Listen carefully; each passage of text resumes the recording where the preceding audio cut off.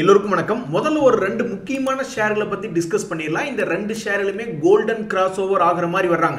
உங்களுக்கு தெரியாதுல்ல, golden cross over அப்படின்ற மாதிரி ஆகும் பொழுது அந்த ஷேர் மேல் நோக்கி போகக்கூடிய வாய்ப்பு அப்படின்றது இருக்கு.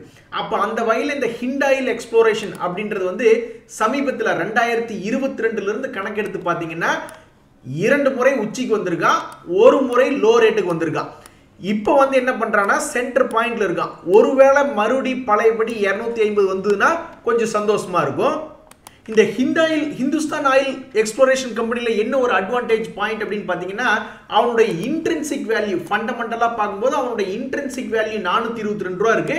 ஆனால் ஷேர் மார்க்கெட்டில் இருக்கக்கூடிய கரண்ட் மார்க்கெட் பிரைஸ் அப்படின்றது கம்மியா இருக்கு. இப்போதைக்கு வந்து ஒரு லாபகரமான கம்பெனியாக தான் இயங்கி கொண்டிருக்கிறான். அடுத்து நம்ம பார்க்கக்கூடிய இந்த நாகர் கேபிட்டல் வந்து இன்வெஸ்டரை பார்த்து கேட்குது, நான் என்ன செய்யணும் தேவா அப்படின்னு கேட்டா, நீ செய்ய வேண்டியதெல்லாம் ஒண்ணுதான், உன்னுடைய பழைய ஹைக்கு நீ வந்து சேர்ந்தா சரி அப்படிங்கிற மாதிரி தான். 2022 அவனுடைய ஹை 682 ரூபா, இப்போ ஆல்மோஸ்ட் 300 ரூபா இருக்கான். இவனு வந்து ஒரு கோல்டன் கிராஸ் ஓவர் ஆகிற மாதிரி வந்துட்டு இருக்கான். இப்போ இந்த சமயத்தில் வந்து இந்த நாகர் கேபிட்டல் என்ன ஒரு அட்வான்டேஜ் பாயிண்ட் அப்படின்னு பார்த்தோம்னு வச்சுங்களேன், இவனுடைய பேலன்ஸ் ஷீட் வந்து ரொம்ப ஸ்ட்ராங்கா இருக்கு. இவனுடைய இன்வெஸ்ட்மெண்ட்ஸ் அப்படின்றது 1645 கோடிக்கு இன்வெஸ்ட்மெண்ட் பண்ணியிருக்கான். ஆனால் கடன் பார்த்தா ஒரே 1 கோடி தான் கடன். இதனால என்ன ஆகுதுன்னா, அவனுடைய ப்ராஃபிட் அண்ட் லாஸ் ஸ்டேட்மெண்ட்ல பார்க்கும்பொழுது அப்பப்போ அதர் இன்கம் அப்படின்றது வந்து ஒரு ஜம்ப் அடிக்கிறான். ஒருவேளை அடுத்த வருஷம் எங்காவது திடீர்னு ஒரு 50 கோடி 100 கோடின்னு ஜம்ப் அடிச்சான்னு வச்சுங்களேன், அவனுடைய சேல்ஸ் எல்லாம் ரொம்ப கம்மியா இருக்கு. பட் அவனுடைய அதர் இன்கம்ல வந்து ப்ராஃபிட் வரது வந்து ரொம்ப அதிகமாக வந்துட்டு இருக்கு. ஒருவேளை 2024 வந்து ஓரளவுக்கு நல்ல ப்ராஃபிட் ஜம்ப் அடிச்சான்னா ப்ராபப்ளி இந்த நாகர் கேபிட்டல் வந்து மேலே 350 ரூபா வரக்கூடிய வாய்ப்பு இருக்கிறதா நான் பார்க்குறேன். அதுக்கு மேலே அவனுடைய ஹையெல்லாம் வந்து ஆல்மோஸ்ட் 700 ரூபாயில் இருக்கு. Zeal share wow, Naukri share wow அப்படிங்கிற மாதிரி இந்த எஃப்என்டோ ஸ்டாக்ல இருக்கக்கூடிய இந்த 2 பங்குகளுமே என்ன எந்த பிளேஸ்ல இருக்கான அப்படின்னு பார்த்தீங்கன்னா, இவனுக்கு ஆல்ரெடி வந்து இந்த கோல்டன் கிராஸ் ஓவர் அப்படின்றது பண்ணிட்டானு. பண்ணதுக்கு அப்புறம் பார்த்தீங்கன்னா ஒரு முக்கியமான ஒரு பிளாஸ்ட் அவுட் ஜோன்ல இருக்கானு. இந்த ஜோன்ல இருந்து நல்ல ஒரு இந்த ஜீல்லாம் வந்து ஒரு 100 ரூபாயெல்லாம் ஒன்னா ஏறணும் அல்லது அவன் பழையபடி இறங்கி வரணும் அப்படின்ற மாதிரி ஒரு முக்கிய கட்டத்தில் இருக்கானுங்க. அதே மாதிரி இந்த நௌக்ரி ஷேர் அப்படின்றது பார்த்தாலும் இவனு கோல்டன் கிராஸ் ஓவர் வந்து எப்போ பண்ணிட்டான், ஒரு 4400 ரேஞ்சிலே பண்ணிட்டான். அதுக்கப்புறம் பார்த்தோம்னா இவனு வந்து என்ன பண்ணியிருக்கான்னா, இப்போ இவனு ஒரு முக்கியமான ஒரு பிளாஸ்ட் அவுட் ஜோன்ல இருக்கான். இந்த பிளாஸ்ட் அவுட் ஜோன் தாண்டி டபக்குன்னு ஒரு 7000 ரூபா வர்றானா அல்லது பழையபடி கீழே வர்றானா அப்படின்ற ஒரு முக்கியமான கட்டத்தில் இந்த 2 ஷேருமே இருக்கு. மார்க்கெட் மட்டும் நினைச்சதுன்னா அடுத்த வாரம் வெள்ளிக்கிழமை 5 நாள் கழிச்சு பார்க்கும்போது இந்த ஷேர்களுக்கு 5% 10% மூவ்மெண்ட் வந்து சாதாரண மேட்டரா தான் நான் பார்க்குறேன். சூப்பரான ஒரு கேள்வி ஒரு நண்பர் கேட்குறாரு, நம்ம கிட்ட ஓனர் ட்ரேடிங் அக்கௌண்ட் இருக்கு, நம்ம ஷார்ட் டைம்ல ஒரு மாசத்துக்கு 2.25% ஈஸியா பிடிக்கலாம்ல. அப்போ 12 மாசத்துக்கு 33%, அப்போ 3 வருஷத்துக்கு இவர் அப்சல்யூட் ரிட்டர்ன் போடுறாரு. ரீஇன்வெஸ்ட்மெண்ட் பண்ண இதை விட அதிகமாகவே ரிட்டர்ன் வரும். 100% நம்ம சம்பாதிக்கிறோம் 3 வருஷத்துல. இதே லாங் டேர்ம்ல ஒரு உதாரணத்துக்கு NHPC அப்படின்ற ஒரு ஷேர் வாங்கி வைக்கிறோம், HAL அப்படின்ற ஒரு ஷேர் வாங்கி வைக்கிறோம், அவன் ஒரு 3 வருஷத்துல 100% ப்ராஃபிட் தரான்னா அப்போ நம்மளுக்கு எது பெஸ்ட் அப்படின்ற மாதிரி கேட்குறாப்புல.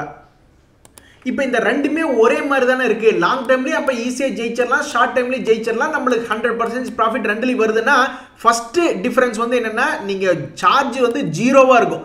நீங்கள் லாங் டேர்மில் இன்னைக்கு ஒரு ஷேர் வாங்கிட்டு 3 வருஷம் கழிச்சு 100% ப்ராஃபிட் விற்கிறீங்கன்னா உங்களுக்கு சார்ஜ் என்ன, ஒரு ஷேர் விற்றீங்கன்னா 15 ரூபா டிமேட் சார்ஜ் வருதுன்னு வச்சுங்க, மேக்ஸிமம் ஒரு 30-40 ரூபா தான் அப்படின்ற மாதிரி ஒரு 0 பண்ணுற மாதிரி இருந்தா. ப்ளஸ் அடிஷ்னலாக இதே நீங்கள் வந்து ஒவ்வொரு மாதமும் நீங்கள் வந்து வாங்கி விற்கிறீங்கன்னு வச்சுங்களேன், அப்போ உங்களுக்கு சார்ஜஸ் வந்து கொஞ்சம் ஹையர் சைடு வரும். அதே சமயம் உங்களுக்கு வந்து டாக்ஸஸ் வந்து 15% income tax, long term capital gain டாக்ஸுக்கு வந்து 10%, இதில் நீங்கள் உங்களுக்கு ஒரு 5% வேஸ்ட்டாக போகுது. ஸோ சார்ஜஸ் சைடு பொறுத்த வரைக்கும் நம்மளுக்கு 3 வருஷத்தில் 100% சம்பாதிக்கிறது தான் ஈஸியஸ்ட்டாக தெரியுது. சார்ஜஸும் கம்மியாகுது, எஃபெக்டிவாக இருக்குது. இதே சமயம் நீங்கள் வந்து ஒவ்வொரு மாதமும் 2.25% சம்பாதிக்க முடியுமா அப்படின்னா அங்கே கன்சிஸ்டன்சி அப்படின்றது அடி வாங்குது. என்னைக்கு எப்போவுமே 9 மணிக்கு ஆஃபீஸ் தான், 9:15 ஆஃபீஸ் தான். ஆனால் சில பேர் சில நாட்களை எந்திரிச்சு கொட்டாய் விடும்போதே 8:15 8:30 ஆயிரும். அப்புறம் எங்கே போய் 9:15 போகிறது? அதனால் அந்த கன்சிஸ்டன்சி அப்படின்றது வந்து ரொம்ப ரொம்ப கஷ்டமானது. ஒவ்வொரு மாதமும் 2.25% பிடிக்கிறது கஷ்டம் தான். நான் இதுக்கு முன்னாடி பண்ணிட்டு இருந்தேன். ஒரு 6 மாதத்துக்கு முன்னாடி மார்க்கெட் நல்லா இருந்தப்ப நான் எடுக்கிற ஷேர்கள்லாம் வந்து 10 நாள் 15 நாள்லேயே 10% அசால்ட்டாக கொடுத்தான்.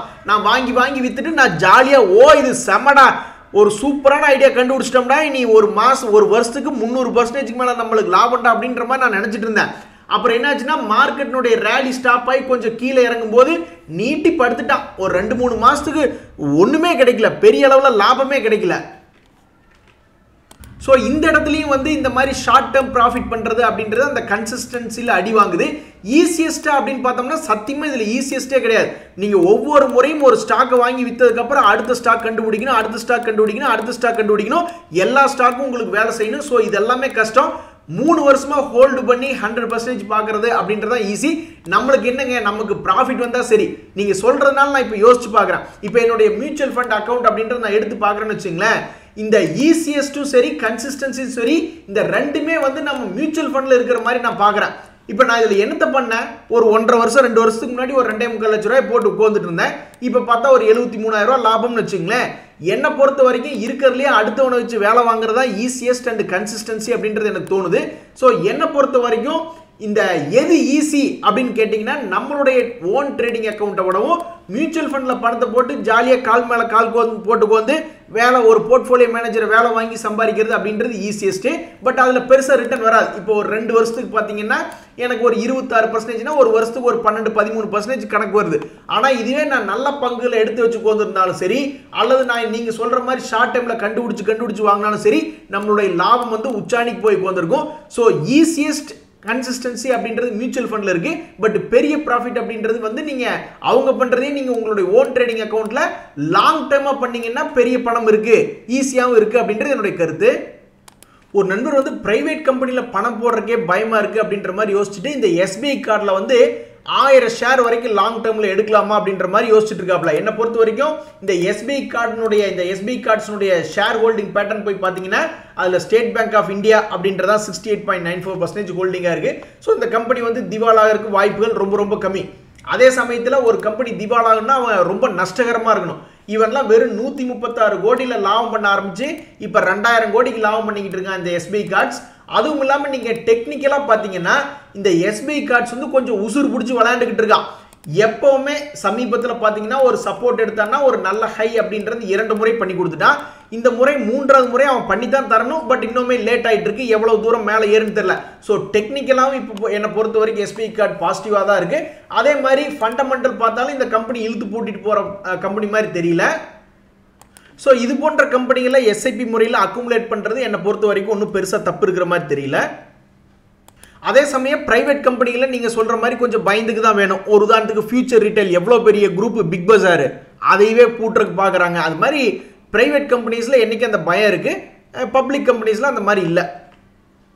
கவர்மெண்ட் பிஎஸ்யூஸில் சொல்கிறேன் நண்பர்களே, நான் ஷேர்ஸ் பற்றின நியூஸ் தான் படிக்கிறேன். எந்த ஒரு ஷேருக்கும் எஸ் ஆர் நோ அட்வைஸ் அப்படின்ற மாதிரிலாம் எதுவும் பண்ணுறதில்ல. அதே மாதிரி இப்போ இந்த ஒரு நண்பர் ஐடிசி பற்றி பேசினாலும் கன்சிடர் பண்ணலாமா அந்த வார்த்தையெல்லாம் நம்ம யூஸ் பண்ணுறதில்ல. பை பண்ணுறீங்களா இல்லையா அந்த மாதிரிலாம் எதுவும் யூஸ் பண்ணுறதில்ல. நம்ம முக்கியமான இன்ஃபர்மேஷன் ரொம்ப ஒரு பிரேக் அவுட்டில் இருக்கக்கூடிய ஒரு கிரிட்டிக்கலாக இம்பார்ட்டன்ஸாக ஒரு பிரேக்கிங் நியூஸாக இருக்கிற ஷேர்களை பற்றி தான் நம்ம டிஸ்கஸ் பண்ணுறோம்.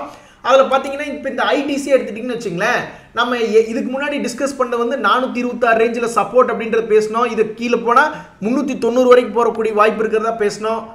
அதே மாதிரி 460 அப்படின்ற ஒரு முக்கியமான லெவல், அதை தாண்டிச்சுன்னா மேலே போகிறக்கு வாய்ப்பு இருக்குது அப்படின்ற மாதிரி பேசணும். இந்த அசோக் லைலாண்டில் வந்து 2023 மார்ச் ஏப்ரல் அந்த டைம்லேயே வந்து இந்த ஸ்டாக் சப்போர்ட்டில் இருக்கா, மறுபடியும் மேலே போகலான்னு சொல்லி பேசியிருந்தோம். மறுபடியும் இந்த ஸ்டாக் இந்த இடத்துல வந்து விழுந்துன்னா மறுபடியும் சப்போர்ட் தான் அப்படின்ற மாதிரி ரொம்பவுமே முக்கியமான சப்போர்ட் லெவல்ஸ், ரெசிஸ்டன்ஸ் லெவல் அப்படின்ற அந்த பாஸ்ட் டீடைல்லாம் வந்து நம்ம டிஸ்கஸ் பண்ணுறோம்.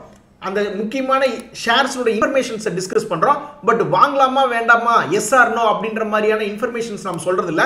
அசோக் லைலாண்ட்லாம் வந்து லாங் டேர்மில் ஒரு அசட் பில்டர். இதெல்லாம் எத்தனை வருஷமாக இருக்கக்கூடிய கம்பெனி, தொடர்ந்து அவங்களுடைய லீடர்ஷிப் பொசிஷனை மெயின்டைன் பண்ணிட்டு இருக்காங்க. ஸோ லாங் டேர்மில் இந்த ஸ்டாக்லாம் வந்து நல்லா இருக்கிறதுக்கு தான் வாய்ப்பு அதிகம். சமீபத்தில் அவங்களுடைய சேல்ஸ் டேட்டா, அவங்களுடைய பர்ஃபார்மன்ஸ்லாம் நம்ம டிஸ்கஸ் பண்ணுறோம். ஸோ அதையெல்லாம் பேஸ் பண்ணி டெசிஷன் அப்படின்றது எப்போவுமே நீங்கள் தான் எடுக்கணும். என்னை பொறுத்த வரைக்கும் லாங் டேர்மில் டாடா மோட்டர்லாம் 100 ரூபாயிலிருந்து இப்போ 1000 வந்திருக்கான். ஏன் அவனுடைய சேல்ஸ் எல்லாம் இம்ப்ரூவ் ஆகுது, கடனை கட்டுறான் அப்படின்றதுனால. அதே மாதிரி இந்த அசோக் லைலாண்டு 1000 ரூபாய் ரேஞ்ச் எல்லாம் என்னைக்கு இருந்தாலும் ஒரு நாள் வர வாய்ப்பு இருக்கக்கூடியதாக தான் நான் பார்க்குறேன்.